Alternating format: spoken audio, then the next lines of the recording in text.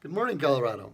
I'm Critter Milton, candidate for U.S. Senate in 2020, coming to you from the nook behind my fireplace on a nice morning as the light's just starting to come up, enjoying a cup of coffee here.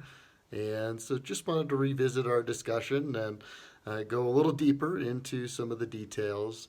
I think there are a lot of issues we need to address overall, but fundamentally, the three issues I've talked about education, climate, and legalization are areas that we can come together on. And I recognize that there are areas of division in our society. We don't agree on everything, but we do need to work together for the common good in areas where we can agree. And so, a lot of details that come into play there. I've talked a little bit about education. Climate is an area that there certainly is a lot of research around, and it's an area where I defer largely to our scientists. I want to empower our research community to do their work, and I think that's essential. The data is indisputable. Our environment is changing, regardless of where you want to assign the various factors in play, and so we need to react. And Colorado is a place that very well may have to accept some level of responsibility in that regard. It's a place that has open space, has areas where we can accept climate refugees, and I think we're going to have to take a leadership role in that process. But I also would empower our scientific community when it comes to legalization.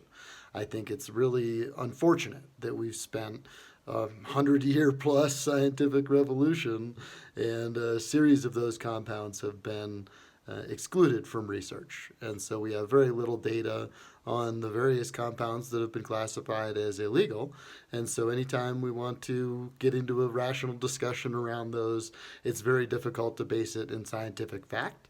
And so I do think we need to open up the research in those areas so we have a better understanding of what's going on.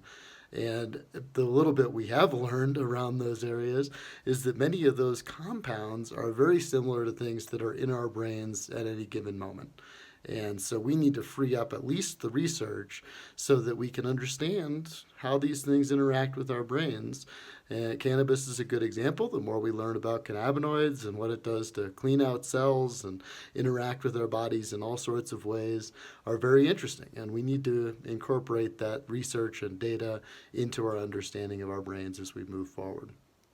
And I've talked about education. Obviously, when we get into research on both of those topics I just talked about, education and sharing that information, but empowering people to educate themselves and teaching them how to learn, not teaching them what to learn, I think is essential, because the quality of source and how you do get both sides of the equation and research different topics is really a critical skill.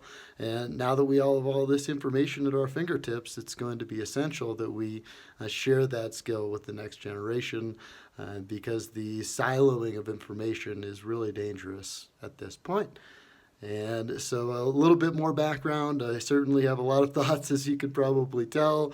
And so as I start talking about these things, I find there is a little bit of a triangle in play. And so I like to talk about it as a triangle because they connect. And education in many ways is the key. But when I start getting into almost any other topic I want to talk about, it comes back to education, because we need to educate the youth and provide accurate information for the digital age. I'm Critter Milton.